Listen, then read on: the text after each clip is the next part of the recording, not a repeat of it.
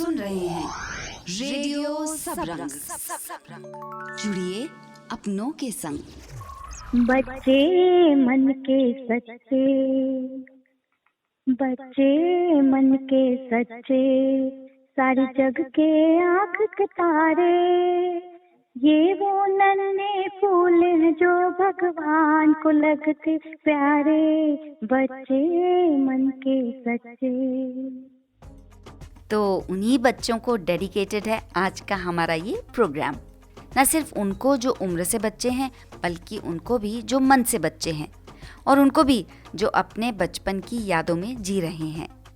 ऐसे सभी बच्चों को हेलो, सलाम, नमस्ते, सत श्री अकाल स्वाति चौहान का। तो सबसे पहले आइए नज़र डाल लेते हैं आज की हेडलाइंस पर। मुलाकात एक ऐसे बच्चे से जो बन रहे हैं बड़ों के लिए भी इंस्पिरेशन। आजकल जो लेक रिवाइवल प्रोजेक्ट्स होते हैं गवर्नमेंट के, वो काफ़ी बार फेल हो जाते हैं आगे जाके, क्योंकि मेंटेनेंस कॉस्ट काफ़ी हाई होती है। तो मैंने सोलर एनर्जी को उसके साथ कंबाइन करके लेक रिवाइवल के साथ एक ऐसा इकोनॉमिकली फीजिबल प्रोजेक्ट बनाया। बच्चों के अपने सवाल न्यूट्रिशनिस्ट से। मुझे दूध तो बिल्कुल अच्छा नहीं लगता, मुझे ही क्यों पीना पड़ता है। जंक फूड अनहेल्दी होता है, पर उसकी क्रेविंग को कंट्रोल कैसे कर सकते हैं। मुफलिसी में पल रहे बच्चों की आशाएं। I am single. आप कैसे याद करते हैं अपने बचपन को? मेरे बचपन में हम प्रभात फेरी पर जाते थे और वहाँ पे बहुत अच्छी चीज़ें खाने के लालच में हम जाते थे। और मिलेंगे आज दो छोटे मेहमानों से। और मुझे भी वो क्वेश्चंस करने लग जाते थे कि कैसा लगा सलमान खान के साथ मूवी में काम करके। बहुत कुछ सीखा है अक्षय सर से, मैंने उनका हार्ड वर्क सीखा है, क्योंकि एज यू ऑल नो कि वो सुबह सुबह 4 o'clock उठ जाते हैं। रेडियो सबरंग, जुड़िए अपनों के संग। होनहार बिरबान के होत चिकने पात, ये तो सभी ने सुना होगा। यानी ऐसे बच्चे जो बचपन से ही काफ़ी प्रतिभाशाली होते हैं और परिवार का नाम रोशन करते हैं। ऐसे ही हैं DPS RK पुरम में 12th में पढ़ने वाले मलंग गोयल, जिन्होंने कम उम्र में ही ऐसा काम किया है जो सभी को इंस्पायर करता है। मलंग को नेशनल यूथ आइकॉन अवार्ड 2020 से नवाजा गया था। कैसा लगा उन्हें ये अवार्ड पाकर, पूछा मैंने मलंग से। जब मैं अपना सोलेक के बारे में रिसर्च करके उसको बना रहा था, मुझे लगा नहीं था कि इतनी रिकग्निशन मिलेगी मुझे। तो मेरे को बहुत खुशी हुई थी जब मेरे को ऐसे रिकग्नाइज किया था नेशनल यूथ कमेटी ने। तो सोलेक है क्या?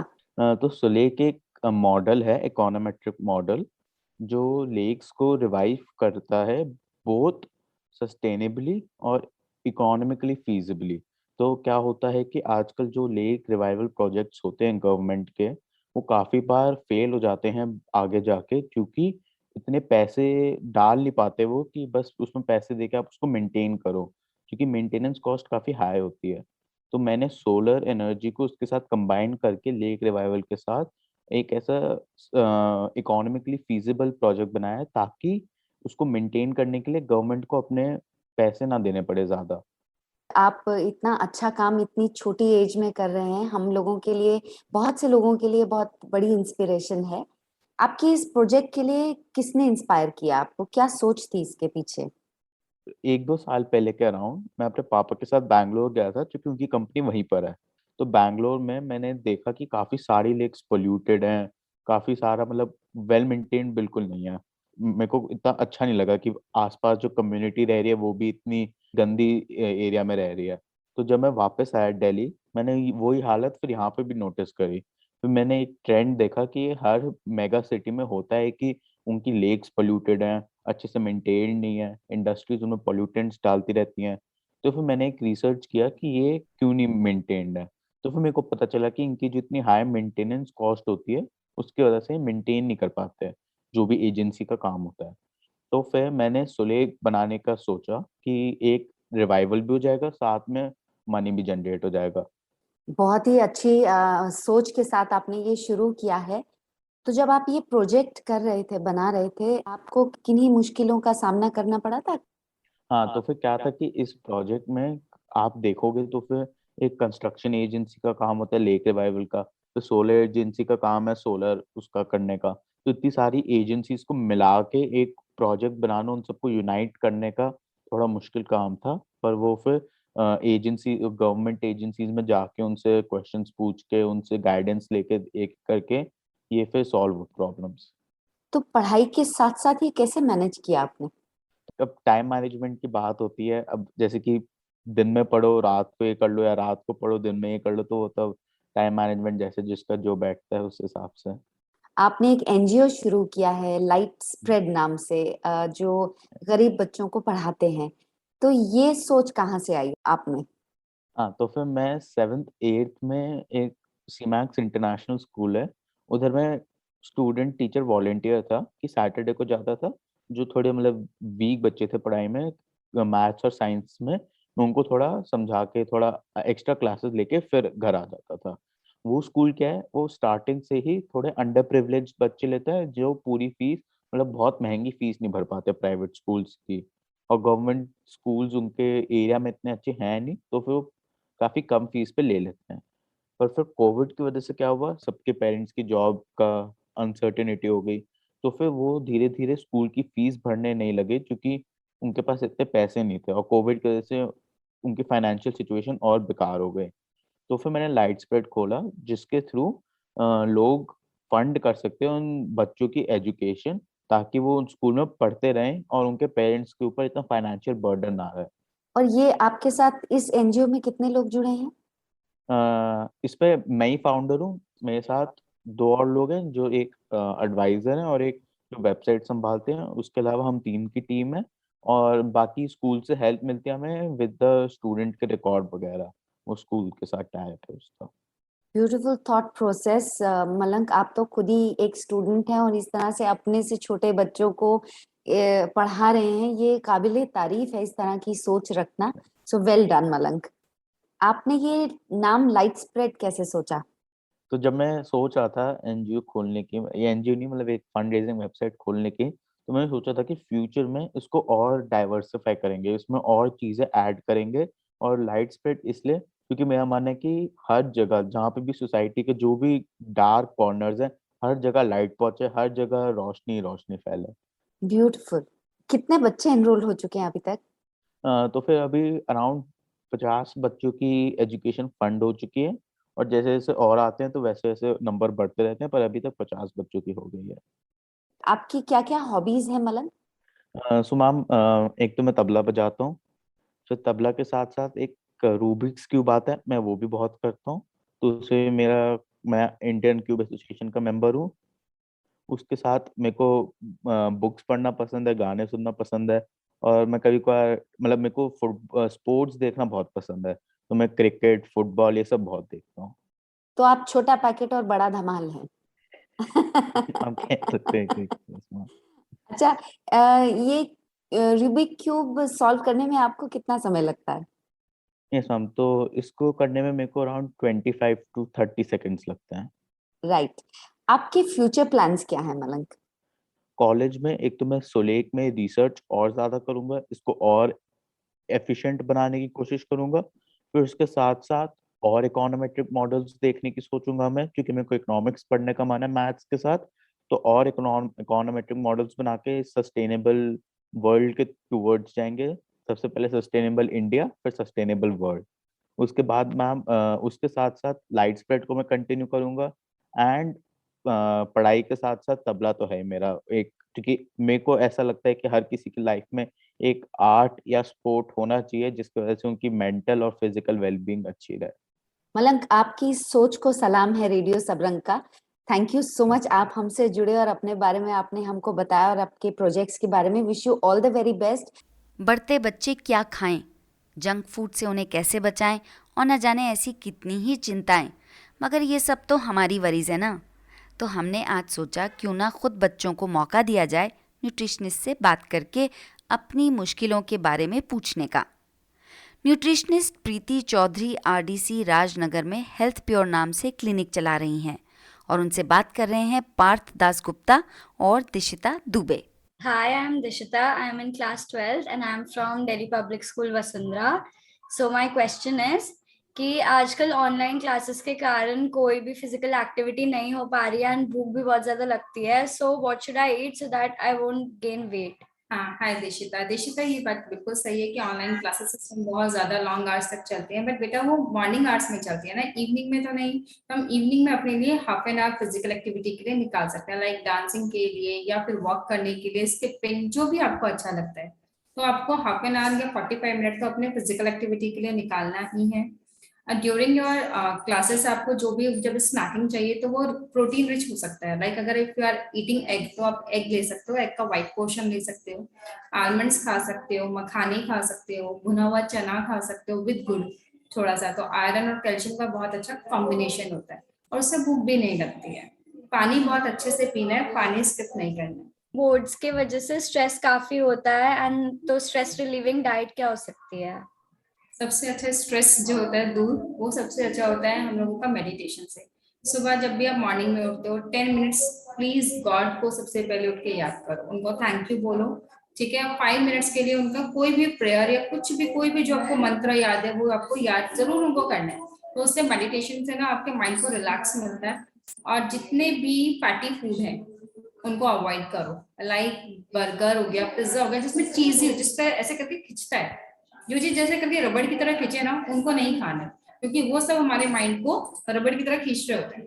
ठीक है, तो उनको अवॉइड करोगे तो आपका स्ट्रेस सब दूर रहेगा. And ma'am, junk food unhealthy होता है पर उसकी क्रेविंग को कंट्रोल कैसे कर सकते हैं? इसकी क्रेविंग को हम घर पे बना के कंट्रोल कर सकते हैं. अगर मम्मा उसको वंस इन 15 डे घर पर बना दें तो वो अपने आप हम लोगों को, and you are in class 12, तो अभी हम लोगों को क्या होता है ना, अपने बिहेवियर में चेंजेस लेकर आने हैं. हमें पता है कि वो चीज अनहेल्दी है तो हम उसको क्यों खाएंगे.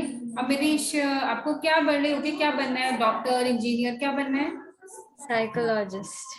साइकोलॉजिस्ट. माइंड को रीड करना आना चाहिए. तो आपको तो पता होना चाहिए कि इसको मुझे कैसे दूर करना है, मुझे अच्छा ही नहीं लगता ये, तो वो नहीं खाना, बिकॉज वो अनहेल्दी है. हमें जो स्ट्रेस है उसके लिए दूर करने के लिए हमें सबसे पहले जितने भी जंक फूड्स होते हैं उनसे हमें अपने आप को दूरी बना के रखनी है. बहुत ज्यादा टी या कॉफी का इंटेक नहीं करना है. जो हमें अपनी डाइट में इंक्लूड करना है दैट इज ग्रीन वेजिटेबल, जो अभी विंटर्स में आ रही है. आंवला हम लोगों को अपनी डाइट में ऐड करना है, मिल्क अपनी डाइट में हमें ऐड करना है. राइस रात के टाइम पे तो बिल्कुल नहीं खाना है. अगर किसी को वेट गेन जैसा कोई इशू है तो रात के टाइम पे राइस बिल्कुल नहीं खाएंगे, क्योंकि राइस खाने से नींद बहुत जल्दी आती है. और अपनी मील में दाल जरूर इंक्लूड करना है. Hello everyone, my name is Parth and I am 8 years 4 months old and I study at Father Animal School, Vaishali. And my question is, ma'am, क्या मैं जंक फूड खा सकता हूँ? क्योंकि मैं एक दुबला सा बच्चा हूँ. नो बेटा, आपको जंक फूड बिल्कुल भी नहीं खाना है. अगर मम्मा घर पर बना देती हैं वंस इन अ वीक या वंस इन अ 15 डे तो आप उसको ले सकते हो. पर जंक फूड खाने से हमारा टमी बहुत वीक हो जाता है, हमको कुछ भी चीज हमारी बॉडी एब्जॉर्ब नहीं करती. ठीक है, तो हमको जो बड़े होके बनना है वो हम नहीं बन सकते, टॉल नहीं बन सकते, स्ट्रॉन्ग नहीं बन सकते. ठीक है, तो हम जंक फूड कम से कम खाएंगे. And my second question is, मुझे दूध तो बिल्कुल अच्छा नहीं लगता, मुझे ही क्यों पीना पड़ता है? क्योंकि दूध में बहुत सारे कैल्शियम होता है. दूध की वजह से हम टॉल होते हैं, दूध की वजह से हम स्ट्रॉन्ग बनते हैं, इसलिए हमको दूध पीना चाहिए. Okay, and my third question is, ma'am मैं कैसी डाइट लूं जिससे मैं एक अच्छा स्पोर्ट्समैन बन? जो आपको घर से बहुत सारे ग्रीन लीफी वेजिटेबल्स खाने चाहिए, आलमंड खाना चाहिए, दूध पीना चाहिए और फ्रूट्स सबसे इम्पोर्टेंट जो सुबह मॉर्निंग में लेने चाहिए. ठीक है, ओके, थैंक यू. वेलकम. इस चिल्ड्रंस डे पर मेरी साथी लोपामुद्रा दुबे पहुंची वसुंधरा के आंगन और आंचल द्वारा संचालित लाल बहादुर शास्त्री बाल विद्यालय में. आइए सुनते हैं कुछ बच्चों से हुई छोटी सी बातचीत. हाँ जी बेटा, आप अपना नाम बताएंगे? मेरा नाम जीवाराम है, मैं कक्षा 8 में पढ़ता हूँ. मेरे स्कूल का नाम लाल बहादुर शास्त्री सुरसना बाल विद्यालय है और ये स्कूल बहुत अच्छा है और यहाँ के जो टीचर्स हैं वो बहुत अच्छे हैं और हमें अच्छा पढ़ाते भी हैं. आपका मकसद क्या है जीवन में? ये पढ़ाई करके क्या करना चाहते हैं? मैं एग्रीकल्चर डिपार्टमेंट में जाना चाहता हूँ. अच्छा, वाह. क्योंकि एग्रीकल्चर. मेरे पापा किसान हैं, मैं मम्मी पापा के साथ काम कराता हूँ खेतों में. हमारी शुभकामनाएं कि आप बिल्कुल जो आपने सोच रखा है उसको आप अचीव करो. आपका नाम बेटा? मेरा नाम प्रेम है और मैं कक्षा 8वीं में पढ़ता हूँ। मैं सेक्टर 1 से आता हूँ। तो पढ़ने में अच्छा लगता है? Yes ma'am. और क्या आप क्या सोचते हो पढ़ाई करके क्या करोगे आगे? मैं painting artist. Painting artist, good wishes हमारे आपके साथ। बेटा आपका नाम? मेरा नाम स्वीटी है। स्वीटी, आप कौन सी कक्षा में पढ़ते हो? 5वीं की। कब से जुड़े हो स्कूल से? जब से स्कूल खुला है। और कहाँ से आते हो आप पढ़ने? मैं यहीं पर रहती हूँ, सेक्टर 10 पे। आपके मम्मी पापा क्या काम करते हैं? मेरे मम्मी पापा जॉब करते हैं। और आप क्या पढ़ लिख कर आगे क्या करना चाहते हो? I am singer. अच्छा सिंगर, अरे वाह। तो 2-4 लाइन सुना सकते हैं कोई गाने का? कोई प्रेयर सुना दो। प्रेयर? सुना दो। ओके। इतनी शक्ति हमें दे न दाता, मन का विश्वास कमजोर होना, हम चले नेक रास्ते पे, हमसे भूल कर भी कोई भूल होना। थैंक यू बेटा, बहुत अच्छा गाया आपने, very nice. All the best wishes सारे बच्चों को। आप लोग जो इतना मेहनत कर रहे हो और आगे अपने फोकस को बनाए रखो और अपने एम को ज़रूर से अचीव करो, हम लोगों को भी प्राउड फील होगा। Thank you so much. Thank you ma'am. आपको कैसी लगी इन बच्चों की ये मुलाकात, हमें ज़रूर बताइएगा feedback@radiosabran.in पर। रेडियो सबरंग, जुड़िए अपनों के संग। कैसा लग रहा है आपको हमारा ये प्रोग्राम? याद आ गया आपको भी अपना बचपन? मुझे तो आ रहा है।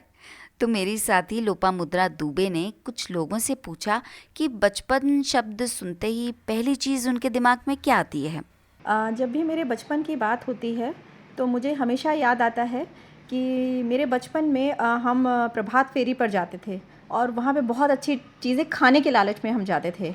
मुझे वो टेस्टी पकौड़े याद आ रहे होते हैं, वो मीठी लस्सी याद आ रही होती है, वो अच्छी चाय याद आ रही होती है, वो समोसे याद आ रहे होते हैं और साथ में वो टोली के पीछे जो बच्चों की टोली चल रही होती थी, हमारी अलग वाली मस्ती जो चल रही होती थी, मुझे वो याद आता है। और आज भी जब भी ये वाला महीना, कार्तिक का महीना शुरू होता है, मुझे हमेशा वो याद आता है और शायद मेरे मरते दम तक मुझे याद आता रहेगा। जब मैं छोटी थी, मेरे से कोई भी गलती हो जाती थी, कोई सामान खो गया, कुछ टूट गया, कुछ भी हो गया, तो सीधे बेड के नीचे जाके छिप जाती थी। अब भी मुझे वो मोमेंट अभी भी मेरे से जब भी कोई गलती होती है, मैं उस टाइम को याद करती हूँ। काश अभी भी मुझे कोई माफ़ करने वाला होता, मेरे मम्मी पापा होते जो मुझे मेरी गलतियों को उसी तरीके से माफ़ करते। मैं और मेरी दीदी हम लोग डांस सीखा करते थे और उसमें क्या होता था कि जो भी हमारे डांस टीचर जो कि मणिपुरी नृत्य सिखाते थे वो एक छड़ी रखते थे हमेशा अपने पास, और जैसे जिसने भी गलत किया उसको पैरों पर ये पिटाई होती थी। तो जब पिटाई खाने की बारी मेरी होती थी और मैं अपनी दीदी के पीछे छुप जाती थी और हर बार वही पिटती थी। मेरी 2 सिस्टर बड़ी थी, वो जब भी कोई नई ड्रेस सिलवाती थी, मैं ही सबसे पहले पहनती थी और ट्रायल करती थी और पहन के उसको खूब घूमती थी, उनको चिढ़ाती थी। और मम्मी पापा, मैं छोटी और इनका होने के कारण मम्मी पापा मुझे ही सबसे ज़्यादा घुमाते भी थे। तो ये मेरी बचपन की यादगार और जो आज तक कायम है। मेरी सिस्टर लोग आज भी कुछ सिलवाती हैं, मैं ही पहनती हूँ पहले। हम लोग एक्चुअली जुड़वा भाई हैं। तो एक बार क्या हुआ कि हमने चौराहे पे दोस्तों के साथ लड़ाई करी, घर आ गए। तो मेरा दूसरा भाई गया, उसको पता ही नहीं लगा, सब लोगों ने मिल के मार दिया। आगे कहा तुम जरूर बदमाशी करके आए होगे। तो ये यादें हमारे साथ रहता है क्योंकि हम लोग जुड़वा भाई हैं। मैं अपने 2 भाइयों की अकेली बहन थी। बचपन में तो हम बहुत लड़ झगड़ करके रहे, मम्मी पापा बहुत समझाते थे कि प्यार से रहो, लेकिन आज ना माँ बाप के ना रहने के बाद उन्हीं भाइयों के साथ मैं बहुत प्यार से रह रही हूँ। यही मेरी बचपन की सबसे बड़ा अचीवमेंट है। तो आपके दिमाग में पहली चीज़ क्या आई बचपन नाम सुनकर? हमें बता सकते हैं feedback@radiosabran.in पर। याद है आपको, सेल्फी के पॉपुलर होने के बाद उस पर एक फिल्मी गाना भी बना था। मैं गा तो नहीं सकती लेकिन फिर भी बताती हूँ, ले ले ले सेल्फी ले ले रे। उस फिल्म में सलमान खान तो थे ही मुख्य किरदार में, मगर उतनी ही प्यारी और ज़ोरदार भूमिका थी मुन्नी की भी। वही बच्ची जो पाकिस्तान की थी, बोल नहीं सकती थी और भारत में छूट गई थी। तो चिल्ड्रंस डे पे हमने संपर्क किया उस प्यारी सी मुन्नी यानी हर्षाली मल्होत्रा से और उनसे बात की हमारी युवा मेंबर इशिका रौथान ने।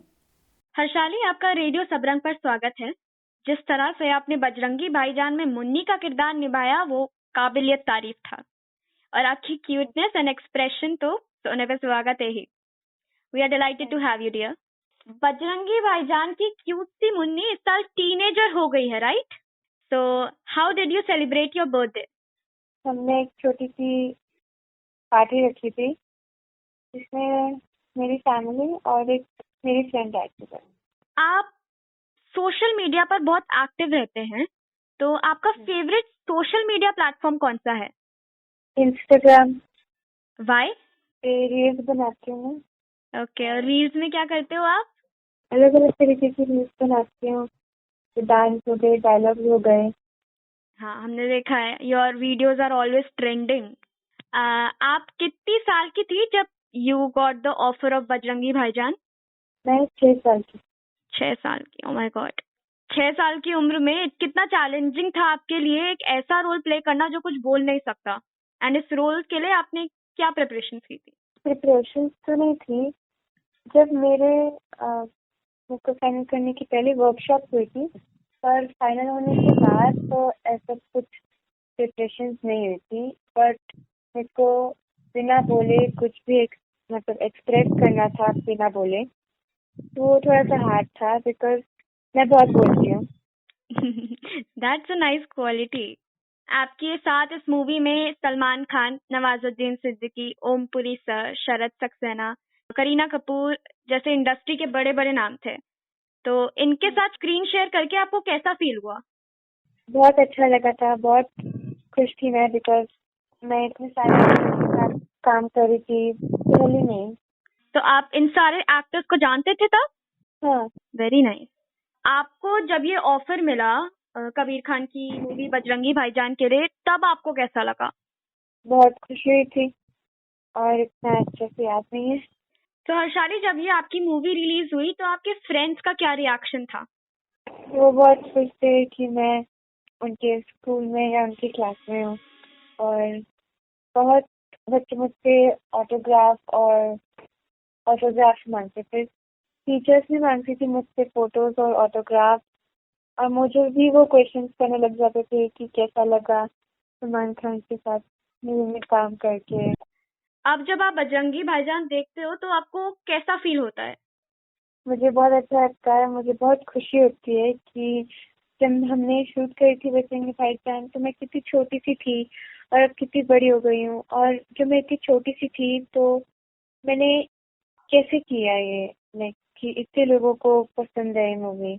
हमें भी ऐसे ही लगता है कि आपने कैसे करा। 6 इयर्स में ऐसा करना इज नेक्स्ट टू इम्पॉसिबल। आप एक्टिंग, स्टडिंग और मॉडलिंग को, इन तीनों चीजों को एक साथ मैनेज कैसे करते हो? मंडे टू फ्राइडे मैं पढ़ती हूँ और सैटरडे टू संडे मैं रील्स बनाती हूँ, Instagram reels. Very nice. I am sure कि हमारे लिसनर्स में से बहुत लोग are aiming to be an actor या एक्ट्रेस। उनके लिए कोई टिप्स? यस, ये सबको बोलना चाहूंगी कि chase your dreams and work hard till you achieve them and believe in yourself. तो हर्षाली, एक रैपिड फायर राउंड है, आपको जल्दी जल्दी आंसर करना है। Favourite movie apart from Bajrangi Bhaijaan? Padmaavat. Favourite actor? Akshay Kumar, Ranveer Singh. Okay, favourite actress? Deepika Padukone and Katrina Kaif. Okay, favourite vacation place? Goa. Hobbies? Dancing, acting. Harshaali in a serious role और हर्षाली एक कॉमेडी रोल में? दोनों ट्राई करना चाहूंगी पर कॉमेडी रोल। पिज्जा या फिर बर्गर? पिज्जा। पवन कुमार चतुर्वेदी और मुन्नी, दोनों इम्पोर्टेंट रोल थे। तो हर्षाली, आपके फ्यूचर प्रोजेक्ट क्या हैं? रोल्स तो बहुत आए हैं मुझे, पर मेरे को बड़े रोल्स करने, जैसे बजरंगी भाईजान था। बजरंगी भाईजान करने के बाद तो छोटे रोल्स तो नहीं कर सकती ना, इसलिए मैं बड़े रोल्स के लिए वेट करती हूँ। हमारे आज के दूसरे मेहमान भी फिल्म इंडस्ट्री से जुड़े हैं। उम्र में तो बहुत छोटे हैं, लेकिन किरदार बहुत दमदार रहा उनका। जी हाँ, ये कलाकार हैं आर्यन प्रीत, जो लक्ष्मी फिल्म में अक्षय कुमार के बचपन का रोल अदा कर चुके हैं। तो आइए सुनते हैं रमनी श्याम के साथ आर्यन प्रीत की ये बातचीत। एक्टिंग एज अ प्रोफेशनल मेरे को स्टार्टिंग से ही मतलब बहुत अच्छा लगता था, मतलब when I was very young, तो I used to copy the actors, I used to do what they did in the films। मतलब जब भी मैं फिल्म देखता था ना, so I like to act like them and मुझे उनकी सारे मतलब डायलॉग्स वगैरह एक्टिंग बहुत अच्छा लगता था, तो मैं एक्सप्रेशंस वगैरह सब कुछ वो करते रहता था। तो मम्मा को लगा कि मुझे इस लाइन में कंटिन्यू करना चाहिए, आ जाना चाहिए, तो मम्मा मुझे लेके गई, फिर वहां से कंटिन्यू होते गया and I loved acting then. ये तो बहुत अच्छा रहा कि आपके पेरेंट्स का आपको पूरा सपोर्ट मिला। अब आप एक सेलेब स्टेटस रखते हैं, तो आपके फ्रेंड्स, नेबर्स, टीचर्स का बिहेवियर, इसमें कुछ फर्क आया? फ्रेंड्स का तो नॉर्मली था, मतलब पहले नॉर्मली था, फिर थोड़ा थोड़ा मतलब कुछ फ्रेंड्स का मतलब सबका नहीं, जो बेस्ट फ्रेंड है वो तो अभी भी नॉर्मली रहते हैं, लेकिन जो कुछ फ्रेंड्स थे उनका थोड़ा आया कि हाँ फिर वैसे आप समझ सकते हो जैसे एक्टर है तो उनसे ऐसे बात करते हैं, तो वो सब थोड़ा मतलब मेरे जो फ्रेंड्स हैं, अभी तो मैं अपने बेस्ट फ्रेंड के घर गया था, तो जो उनकी सिस्टर है वो तो मेरे पीछे पड़ गई थी कि मुझे इनसे मिलना है, इनसे मिलना है। अच्छा। तो फिर के जो क्या बोलते हैं, जो भाई है मेरा, जो बेस्ट फ्रेंड है, उन्होंने फिर उनको समझाया धीरे धीरे करके। बहुत लोग ऐसा करते हैं, मतलब मेरे बेस्ट फ्रेंड के जो सिस्टर है उनकी फैमिली में बहुत लोग करते हैं ऐसा। इतने कम समय में बड़े-बड़े स्टार्स के साथ आपने काम किया, जैकी श्रॉफ, अक्षय कुमार, कियारा आडवाणी, सुदेश बैरी, उनमें से कुछ नाम हैं। क्या-क्या सीखा होगा आपने इनसे? हाँ, मैंने बहुत कुछ सीखा है अक्षय सर से, मैंने उनका हार्ड वर्क सीखा है, क्योंकि एज़ यू ऑल नो कि वो सुबह-सुबह 4 o'clock उठ जाते हैं, सबसे मैंने बहुत कुछ सीखा है। लक्ष्मी के सेट से भी मैंने अपने राघव सर से भी बहुत सीखा था, राघव लॉरेंस सर, उनसे भी बहुत कुछ सीखा। जब भी मैं किसी भी सेट पे जाता हूँ तो सबसे मैं बहुत कुछ सीखता हूँ, सबका हार्ड वर्क देख के बहुत अच्छा मेरे को मोटिवेट होता है एंड दैट्स ऑल। कि modelling, dancing, stand up comedian, काफ़ी वर्सेटाइल हैं आप। तो आपको इन सब में सबसे ज़्यादा अच्छा किसमें लगता है? कंफर्टेबल किसमें आप हैं सबसे ज़्यादा? एवरीथिंग आई गेस, क्योंकि मेरे को डांस मतलब डांस तो इतना नहीं है लेकिन हाँ उसमें भी कंफर्टेबल हूँ। सभी चीज में कंफर्टेबल हूँ। I mean stand up comedy जब मैंने ट्राई की थी तो इतना नहीं था, फिर मम्मा ने थोड़ा मेरे को थोड़ा दिखाया था कि कैसे करते हैं, देन आई थॉट कि मेरे को बनाना चाहिए। उसके बाद से धीरे धीरे थोड़ा हाँ जैसे मतलब इजी होते गया। बॉलीवुड में आने के लिए किसी तरह का स्ट्रगल करना पड़ा आपको? स्ट्रगल तो नहीं, मतलब नॉट दैट मच। अभी तो स्ट्रगल अभी है ही, कंटिन्यू है ही स्ट्रगल। स्टार्टिंग से हाँ मैंने स्ट्रगल तो किया है और अभी भी कंटिन्यू है एंड आई होप कि जल्दी I get the success I deserve. Definitely, definitely. आजकल एक्टिंग, डांसिंग कोर्स सभी बच्चे कर रहे होते हैं जो इस फील्ड में आना चाहते हैं। तो क्या आपने भी ऐसी कोई ट्रेनिंग ली है? नहीं, मैंने आज तक तो टचवुड एक भी कोई ट्रेनिंग नहीं ली है। बस हाँ डांस क्लासेस तो आप कह सकते हो, दैट्स नॉर्मल, लेकिन ऐसी कोई स्पेशल ट्रेनिंग तो नहीं ली है मैंने। ये तो बहुत ही अच्छी बात है, क्योंकि जब हमने आपको लक्ष्मी में देखा है तो बड़ा नेचुरल आपने एक्ट किया है। आपका फेवरेट एक्टर और एक्ट्रेस कौन है? My favorite actors are Hrithik Roshan sir and Akshay Kumar sir. And about the favorite actress, I won't tell it right now because no one is my favorite actress right now. तो अक्षय कुमार के साथ आपने काम कर लिया, ऋतिक रोशन के साथ कोई प्रोजेक्ट है आपका? अभी तो फिंगर्स क्रॉस्ड, अभी तो कोई प्रोजेक्ट नहीं है। आई विश कि मुझे उनके साथ एक स्क्रीन शेयर करने का थोड़ा मौका मिले, because I love his acting, I love his style of keeping himself and I love his looks and everything, so I hope कि जल्दी उनके साथ कुछ थोड़ा चांस मिले। आपके फ्यूचर प्रोजेक्ट्स क्या हैं? जल्दी किसमें हम आपको देख पाएंगे? जल्दी आप मुझे मेरी साउथ मूवी में देख पाएंगे। अच्छा। एंड अभी मेरे फ्यूचर प्रोजेक्ट्स तो बच्चन पांडे है, then I have a movie, I told you that south movie है। उसके बाद अभी एक वेब सीरीज भी है मेरी, वो भी जल्दी आने वाली है, उसका भी शूट है, मतलब चालू ही है। एंड फिर बच्चा गैंग है, बच्चा गैंग भी आने वाली है बहुत जल्दी। एड्स भी आने वाले हैं बहुत सारे मेरे, जैसे अभी बॉक्स का ऐड आया था एंड अभी और भी एड्स आने वाले हैं। कई सारे प्रोजेक्ट्स हैं आपके पास, जल्दी ही हम लोग आपको देख पाएंगे। फिर लेकिन आप स्टडीज के साथ कैसे मैनेज करते हैं? स्टडीज मैनेज हो जाती है, मतलब अभी स्कूल इतना मेरा सपोर्टिव है and my friends are also supportive, so जो भी मेरे से मिस होता है मैं फ्रेंड से मांग लेता हूँ। अगर फ्रेंड्स में से किसी के पास नहीं होता है तो then my school provides it and I thank them for this. आप दोनों फील्ड बहुत अच्छी तरह से मैनेज कर रहे हैं, अभी से इतने रिस्पॉन्सिबल हैं, तो आगे जरूर अच्छा ही कुछ होने वाला है। लेकिन कई बच्चे जो हैं आपको देख के इंस्पायर होते हैं, तो उनके लिए आप क्या कुछ गाइड करना चाहेंगे हमारे रेडियो सबरंग के through? Actually right now I am also learning something, मतलब अभी मतलब मैं खुद सीख रहा हूँ सबसे। So my small guide to them would be that you should work hard towards your goal, and you have to select your goal first. और जिसमें अभी आपका मन लगे, जो भी आपको लगे कि हाँ आप ये कर सकते हो, आपको उसमें थोड़ा हार्ड वर्क करना चाहिए, सब कुछ मैनेज करके, and that's it, you will get the success soon. Very good. लेकिन जो भी आपके प्रोजेक्ट्स हैं, आप उनको जब साइन करते हैं तो क्या देख के साइन करते हैं? स्क्रिप्ट आप किस तरह से स्क्रिप्ट देखते हैं या क्या चीज़ देखते हैं आप? स्क्रिप्ट देखने टाइम में मतलब पहले तो मैं स्क्रिप्ट देखता हूँ, क्योंकि स्क्रिप्ट देख के ही पता चलता है कि वो कैरेक्टर कैसा है। कैरेक्टर जो है जैसा है कैरेक्टर, उसके बाद से मुझे अपने आप को वैसे प्रिपेयर करना पड़ता है। देन जब मैं एकदम उसी कैरेक्टर में चले जाता हूँ, then I tell my mom that I am all into it, और मैं उसके लिए तैयार हूँ एकदम। देन शूट पे जब हम जाते हैं तो वहाँ पे भी थोड़ा प्रिपेयर होना पड़ता है, and then after that we take at least 2-3 takes, and after that the perfect comes out. कई बच्चे भी देखते होंगे, उन्हें लगता होगा कि स्ट्रगल है, हम लोग भी देखते आ रहे हैं कि स्ट्रगल होता है बॉलीवुड में जाने से, तो आपको ऐसा नहीं लगा कि स्ट्रगल है? तो आप उनके लिए क्या कहना चाहेंगे कि ये बहुत अच्छा फील्ड है, उन्हें आगे बढ़ना चाहिए? हाँ, ये फील्ड बहुत अच्छा है। स्ट्रगल तो ऑब्वियसली हर फील्ड में है, ठीक है। स्ट्रगल तो दैट्स नॉट इट कि आप कुछ भी ना करो तो आप आगे पहुंच जाओ, ठीक है। तो ऐसा होता है कि आप आगे पहुंच जाओगे, कुछ भी नहीं करोगे, लेकिन आपको सीखने को नहीं मिलेगा। अगर आप स्ट्रगल करोगे तो आपको सीखने को भी मिलेगा। तो दैट्स इट, अगर आप हार्ड वर्क करोगे तो आप सीखोगे भी, आप सक्सेस भी मिल जाएगी आपको। Thank you so much Aryan, all the best for your future.